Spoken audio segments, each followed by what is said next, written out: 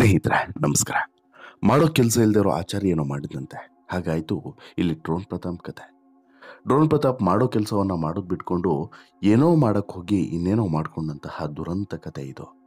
ಬಹುಶಃ ಡ್ರೋನ್ ಪ್ರತಾಪ್ ತನ್ನ ಬಾಲಿಶ ಕೆಲಸವನ್ನು ಸ್ವಲ್ಪ ಸಮಯ ಬಿಡದೇ ಇದ್ದರೆ ಆತನಿಗೆ ಇಂಥ ಸಂಕಷ್ಟಗಳು ತಪ್ಪಿದ್ದಲ್ಲ ಅನ್ನೋದು ಮಾತ್ರ ಸುಳ್ಳಲ್ಲ. ಏನೋ ಮಾಡೋಕ್ಕೋಗಿ ಯಾರೋ ಏನೋ ಮಾಡಿದ್ರು ಅದನ್ನೇ ನಾನು ಕೂಡ ಫಾಲೋ ಮಾಡ್ತೀನಿ, ಅಂಥದ್ದೇ ಏನೋ ಒಂದು ಮಾಡಿ ನಾನು ಕೂಡ ಪ್ರಚಾರವನ್ನು ಗಿಟ್ಟಿಸ್ಕೊಳ್ತೀನಿ ಎನ್ನುವಂತಹ ಪ್ಲಾನನ್ನು ಹಾಕಿದಂಥ ಡ್ರೋನ್ ಪ್ರತಾಪ್ ಪ್ಲಾನ್ ಟುಸ್ ಆಗಿದೆ. ಈಗ ಉಲ್ಟಾ ಹೊಡೆದಿದೆ. ಆತ ಮಾಡಿದಂಥ ಒಂದೇ ಒಂದು ತಪ್ಪಿಗೆ ಈಗ 3 ದಿನಗಳ ಕಾಲ ಪೊಲೀಸ್ ಕಸ್ಟಡಿಯಲ್ಲಿ ನರಳುವಂತಾಗಿದೆ. ಜೊತೆಗೆ ಪೊಲೀಸರ ವಿಚಾರಣೆಯನ್ನು ಎದುರಿಸುವಂತಹ ಅನಿವಾರ್ಯ ಪರಿಸ್ಥಿತಿ ನಿರ್ಮಾಣ ಆಗಿದೆ. ಬಿಗ್ ಬಾಸ್ ಕನ್ನಡ ಸೀಸನ್ 10ರ ಸ್ಪರ್ಧಿ, ಜೊತೆಗೆ ತಾನು ಒಬ್ಬ ದೊಡ್ಡ ವಿಜ್ಞಾನಿ ಅಂತ ಹೇಳ್ಬಿಟ್ಟು ಪುಂಗ್ತಾ ಇದ್ದಂಥ ಡ್ರೋನ್ ಪ್ರತಾಪ್ ಪುಂಗಿ ಬಂದ್ ಮಾಡೋದಕ್ಕೆ ಪೊಲೀಸರು ಈಗ ಶುರು ಮಾಡಿದ್ದಾರೆ. ಅಸಲಿಗೆ ಡ್ರೋನ್ ಪ್ರತಾಪ್ ಮಾಡಿರೋದೇನು, ಇಲ್ಲಾಗಿರುವಂಥ ಎಡವಟ್ಟೇನು ಎಲ್ಲವನ್ನು ಕೂಡ ನಿಮ್ಮ ಮುಂದೆ ಇಡ್ತಾ ಹೋಗ್ತೀನಿ. ಅದಕ್ಕಿಂತ ಮುಂಚೆ ನೀವಿನ್ನೂ ಕೂಡ ನಮ್ಮ ಚಾನಲನ್ನು ಸಬ್ಸ್ಕ್ರೈಬ್ ಮಾಡಿಲ್ಲ ಅಂದರೆ ದಯವಿಟ್ಟು ಕೂಡಲೇ ಸಬ್ಸ್ಕ್ರೈಬ್ ಮಾಡಿ ಸ್ನೇಹಿತರೆ. ಡ್ರೋನ್ ಪ್ರತಾಪ್ ಯಾರಿಗೆ ತಾನೇ ಗೊತ್ತಿಲ್ಲ ಹೇಳಿ. ಡ್ರೋನ್ ಮಾಡಿದ್ದೀನಿ, ನಾನು ಡ್ರೋನ್ ಹಾರಿಸ್ತೀನಿ ಅಂತ ಹೇಳಿಬಿಟ್ಟು ದೊಡ್ಡ ಡ್ರೋನನ್ನೇ ಹಾರಿಸಿದಂತಹ ಡ್ರೋನ್ ಪ್ರತಾಪ್ ನಂತರ ಆತ ಹೇಳಿದೆಲ್ಲವೂ ಕೂಡ ಸುಳ್ಳು, ಆತ ಮಾಡಿದೆಲ್ಲವೂ ಕೂಡ ನಾಟಕ ಅನ್ನೋದು ನಂತರ ಜಗತ್ತಿಗೆ ಗೊತ್ತಾಗುತ್ತೆ. ಅದಾದ ಬಳಿಕ ಬಿಗ್ ಬಾಸ್ಗೆ ಬಂದಂಥ ಡ್ರೋನ್ ಪ್ರತಾಪ್ ತನ್ನ ಇಮೇಜನ್ನು ಕಂಪ್ಲೀಟಾಗಿ ಬದಲಾಯಿಸಿಕೊಳ್ತಾನೆ. ತಾನೊಬ್ಬ ಮುಗ್ಧ, ತಾನು ಮಾಡಿದಂಥ ತಪ್ಪಿಗೆ ಇಡೀ ಕರ್ನಾಟಕದ ಕ್ಷಮೆಯನ್ನು ಕೇಳ್ತಾ ಬದಲಾಗಿದ್ದೇನೆ ಅನ್ನುವಂಥ ಸಂದೇಶವನ್ನು ರವಾನಿಸ್ತಾನೆ. ಇದಾದ ಬಳಿಕ ಅದು ಇದು ಅಂತ ಹೇಳ್ಬಿಟ್ಟು ಎಕ್ಸ್ಪೆರಿಮೆಂಟ್ ಮಾಡೋದರಲ್ಲಿ ಬ್ಯುಸಿಯಾಗಿರುವಂಥ ಡ್ರೋನ್ ಪ್ರತಾಪ್ ಇತ್ತೀಚೆಗೆ ಹೊಸದೊಂದು ಎಕ್ಸ್ಪೆರಿಮೆಂಟ್ ಮಾಡಿ ತಗಲಾಕೊಂಡಿದ್ದಾನೆ. ಹೌದು, ಕೃಷಿ ಹೊಂಡದ ನೀರಿನಲ್ಲಿ ಸೋಡಿಯಂ ಮೆಟಲನ್ನು ಬಳಸಿ ಸ್ಫೋಟ ಮಾಡಿದ್ರಂತಹ ಪ್ರಕರಣಕ್ಕೆ ಸಂಬಂಧಿಸಿದಂತೆ ಮಧುಗಿರಿನ JCM ನ್ಯಾಯಾಲಯ ಬಿಗ್ ಬಾಸ್ ಕನ್ನಡ ಸೀಸನ್ 10ರ ರನ್ನರ್-ಅಪ್ ಆಗಿದ್ದಂಥ ಡ್ರೋನ್ ಪ್ರತಾಪ್ಗೆ 3 ದಿನಗಳ ಕಾಲ ಪೊಲೀಸ್ ಕಸ್ಟಡಿಗೆ ನೀಡಿ ಆದೇಶವನ್ನು ಕೊಟ್ಟಿದೆ. ಏನಿದು ಪ್ರಕರಣ ಅಂತೇಳಿ ನೋಡಿದ್ರೆ, ತುಮಕೂರು ಜಿಲ್ಲೆಯ ಮಧುಗಿರಿ ತಾಲೂಕಿನ ಐಡಿಹಳ್ಳಿ ಹೋಬಳಿಯ ಜನಕಲೋಟಿ ಬಳಿ ಇರುವಂತಹ ಫಾರ್ಮ್ ಹೌಸ್ನಲ್ಲಿರುವಂಥ ಕೃಷಿ ಹೊಂಡದ ನೀರಿನಲ್ಲಿ ಡ್ರೋನ್ ಪ್ರತಾಪ್ ಸೋಡಿಯಂ ಮೆಟಲನ್ನು ಬಳಸಿ ಸ್ಫೋಟವನ್ನು ಮಾಡ್ತಾನೆ. ನಂತರ ಈ ಸ್ಫೋಟದ ವಿಡಿಯೋವನ್ನು ಸಾಮಾಜಿಕ ಜಾಲತಾಣದಲ್ಲಿ ಹಂಚಿಕೊಂಡಿದ್ದ ಕೂಡ. ಈ ಬಗ್ಗೆ ಪರಿಸರ ಪ್ರೇಮಿಗಳು, ನೆಟ್ಟಿಗರಿಂದ ತೀವ್ರವಾದಂಥ ಆಕ್ಷೇಪ ವ್ಯಕ್ತವಾಗಿತ್ತು. ಮತ್ತು ಇದು ಈ ಒಂದು ಸಾಮಾಜಿಕ ವ್ಯವಸ್ಥೆಗೂ ಕೂಡ ಇದೊಂದು ಡೇಂಜರಸ್ ಬೆಳವಣಿಗೆ. ಯಾಕಂತ ಹೇಳಿದ್ರೆ, ಈ ರೀತಿ ನೀರಿನಲ್ಲಿ ಬಾಂಬ್ ರೀತಿಯಾದಂಥ ಒಂದು ಸ್ಫೋಟಕವನ್ನು ಬಳಸಿ ಅದನ್ನು ಸ್ಫೋಟಗೊಳಿಸೋದು, ಅದರಿಂದ ದೊಡ್ಡ ಗಾತ್ರದ ಅಲೆಯೋ ಇನ್ನೊಂದು ಮತ್ತೊಂದು ಬರುವಂಥದ್ದು, ಇದು ಅಪಾಯಕಾರಿ. ಪ್ರತಾಪು ಜನಕಲೋಟಿಯ ಬಳಿಯ ಕೃಷಿ ಹೊಂಡದಲ್ಲಿ ಈ ಸ್ಫೋಟಿಸಿದಂಥ ವಿಡಿಯೋವನ್ನು ಖಚಿತಪಡಿಸಿಕೊಂಡಂಥ ಪೊಲೀಸರು ಮಿಡಿಗೇಶಿ ಠಾಣೆಯ ಪೊಲೀಸರು ಸುಮೋಟೋ ಕೇಸನ್ನು ದಾಖಲಿಸಿಕೊಂಡು FIR ಮಾಡ್ತಾರೆ. ಡ್ರೋನ್ ಪ್ರತಾಪ್ ಸೇರಿದಂತೆ 3 ಮೇಲೆ FIR ದಾಖಲಾಗಿತ್ತು. BNS ಕಾಯ್ದೆ ಸೆಕ್ಷನ್ 176 ಮತ್ತು CRPC 158A ಮತ್ತು B ಸ್ಫೋಟಕ ವಸ್ತುಗಳ ಕಾಯ್ದೆ ಸೆಕ್ಷನ್ 3ರ ಅಡಿಯಲ್ಲಿ ಡ್ರೋನ್ ಪ್ರತಾಪ್ ವಿರುದ್ಧ ಪ್ರಕರಣವನ್ನು ದಾಖಲಿಸಿಕೊಂಡು ಅರೆಸ್ಟ್ ಕೂಡ ಮಾಡ್ತಾರೆ. ಗುರುವಾರ ಡಿಸೆಂಬರ್ 12 ರಾತ್ರಿ ಬೆಂಗಳೂರಿನಲ್ಲಿ ಪ್ರತಾಪನ್ನು ತುಮಕೂರು ಪೊಲೀಸರು ಅರೆಸ್ಟ್ ಮಾಡ್ತಾರೆ. ಸ್ಫೋಟ ನಡೆಸಿದಂಥ ಸ್ಥಳದಲ್ಲಿ ಶುಕ್ರವಾರ ಬೆಳಗ್ಗೆ ಹಾಜರು ಕೂಡ ಮಾಡ್ತಾರೆ. ಶುಕ್ರವಾರ ಡಿಸೆಂಬರ್ 13ರಂದು ಮಧುಗಿರಿ ಕೋರ್ಟ್ ಮುಂದೆ ಪ್ರತಾಪ್ನನ್ನು ಹಾಜರುಪಡಿಸ್ತಾರೆ. ಕೋರ್ಟ್ ಆರೋಪಿಯನ್ನು ಹೆಚ್ಚಿನ ವಿಚಾರಣೆಗೆ 3 ದಿನಗಳ ಕಾಲ ಪೊಲೀಸ್ ಕಸ್ಟಡಿಗೆ ಒಪ್ಪಿಸುತ್ತೆ.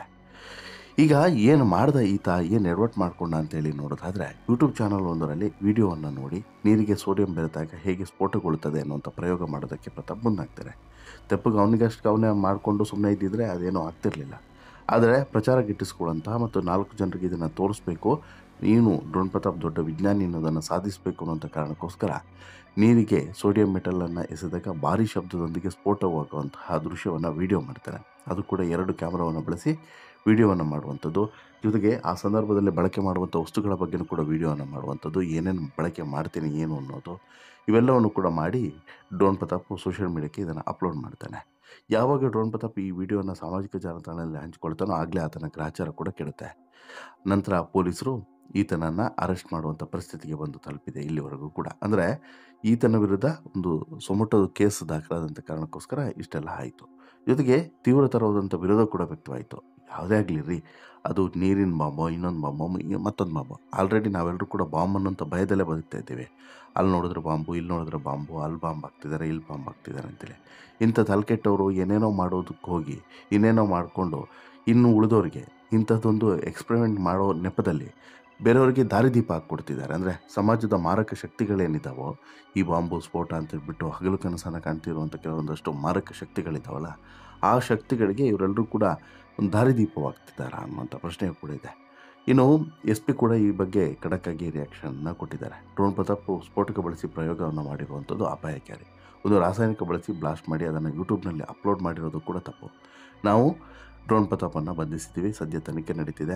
3 ದಿನ ಕಸ್ಟಡಿಗೆ ಪಡೆದಿದ್ದೇವೆ. ಇದಕ್ಕೆ ಸಂಬಂಧಿಸಿದಂಥ ಹಳೆಯ ವಿಡಿಯೋ ಏನಾದರೂ ಇದೆಯಾ ಪರಿಶೀಲನೆ ಮಾಡಲಾಗುತ್ತೆ ಅಂತಲೂ ಕೂಡ ಹೇಳಿದ್ದಾರೆ. ಜೊತೆಗೆ ಇಂಥ ಸೀರಿಯಸ್ ಇಶ್ಯೂದಲ್ಲಿ ಈ ರೀತಿಯಾದಂಥ ಆ್ಯಕ್ಷನ್ಸ್ಗಳು ಆಗಲೇಬೇಕು. ಇಲ್ಲವಾದರೆ ಇದು ಅತಿಯಾಗ್ತಾ ಹೋಗುತ್ತೆ. ತಾನು ಮಾಡಿದ್ದೇ ಸರಿ, ತಾನು ಏನು ಮಾಡಿದ್ರೂ ಕೂಡ ನಡೆಯುತ್ತೆ ಅನ್ನುವಂತಹ ಒಂದು ಆಲೋಚನೆಯಲ್ಲಿರುವಂಥ ಇವರಿಗೆಲ್ಲ ಇವೆಲ್ಲ ಆಗಲೇಬೇಕು. ಆದಾಗಲೇ ಬುದ್ಧಿ ಬರೋವಂಥದ್ದು. ಇಲ್ಲವಾದರೆ ಇವ್ರೇನು ಮಾಡ್ತಾರೆ ಅಂತ ಹೇಳಿದ್ರೆ, ತಾನು ಆಡಿದ್ದೇ ಆಟ, ತಾನು ಆಡಿದ್ದೇ ಇದು ಅಂತ ಹೇಳ್ಬಿಟ್ಟು ಇವತ್ತು ಕೇವಲ ಒಂದು ನೀರಿನಲ್ಲಿ ಬಾಂಬ್ ಸ್ಫೋಟ ಮಾಡುವಂಥ ವಿಡಿಯೋನ ಮಾಡಿ ಅಪ್ಲೋಡ್ ಮಾಡಿರ್ತಾರೆ. ನಾಳೆ 4 ಜನರಿಗೆ ಅಪಾಯ ಆಗೋ ರೀತಿಯಲ್ಲಿ ಏನಾದರೂ ಮಾಡಿದ್ರೆ ಅದರ ಎಫೆಕ್ಟ್ ಏನಾಗ್ಬೋದಲ್ವ, ಅದನ್ನು ಕೂಡ ಆಲೋಚನೆ ಮಾಡಬೇಕಲ್ಲ. ಹೀಗೆ ಪ್ರತಿಯೊಂದರ ಬಗ್ಗೆಯೂ ಕೂಡ ಎಚ್ಚರಿಕೆ ವಹಿಸಲೇಬೇಕು. ಜೊತೆಗೆ ಈ ಎಚ್ಚರಿಕೆ ವಹಿಸುವಂಥ ಸಂದರ್ಭದಲ್ಲಿ ಅದರ ಬಗ್ಗೆ ಕಾಳಜಿಯನ್ನು ಕೂಡ ವಹಿಸಲೇಬೇಕು. ಒಂದು ಕ್ಷಣ ಯಾಮಾರಿದರೆ ಏನಾಗುತ್ತೆ ಅನ್ನೋದಕ್ಕೆ ಸಾಕ್ಷಿ ಈಗಾಗಲೇ ಸಾಕಷ್ಟು ಘಟನೆಗಳು ನಡೆದಿದ್ದಾವೆ.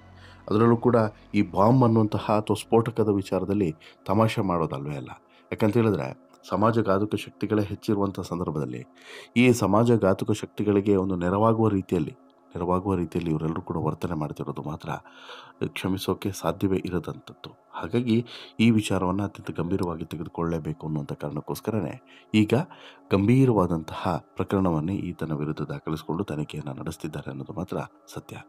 ನಿಮಗೇನಿಸುತ್ತೆ ಸ್ನೇಹಿತರೆ, ಈ ಬೆಳವಣಿಗೆಯ ಬಗ್ಗೆ ನಿಮ್ಮ ಅಭಿಪ್ರಾಯವನ್ನು ದಯವಿಟ್ಟು ಕಮೆಂಟ್ ಮಾಡಿ ತಿಳಿಸಿ. ಜೊತೆಗೆ ಈ ಸ್ಟೋರಿ ಇಷ್ಟ ಆಯಿತು ಅಂತ ಹೇಳಿದ್ರೆ ಲೈಕ್ ಮಾಡಿ, ಶೇರ್ ಮಾಡಿ. ಜೊತೆಗೆ ಪ್ರತಾಪ್ ಬಗ್ಗೆ ಪೊಲೀಸರು ತೆಗೆದುಕೊಂಡಿರುವಂಥ ಕ್ರಮದ ಬಗ್ಗೆ ನಿಮ್ಮ ಅಭಿಪ್ರಾಯವನ್ನು ಕಮೆಂಟ್ ಮಾಡಿ ತಿಳಿಸಿ ಅಂತೇಳಿ ಹೇಳ್ತಾ, ಈ ಸ್ಟೋರಿ ಇಷ್ಟ ಆಯಿತು ಅಂತ ಹೇಳಿದ್ರೆ ದಯವಿಟ್ಟು ಚಾನಲ್ಗೆ ಸಬ್ಸ್ಕ್ರೈಬ್ ಆಗೋದನ್ನು ಮರಿಬೇಡಿ.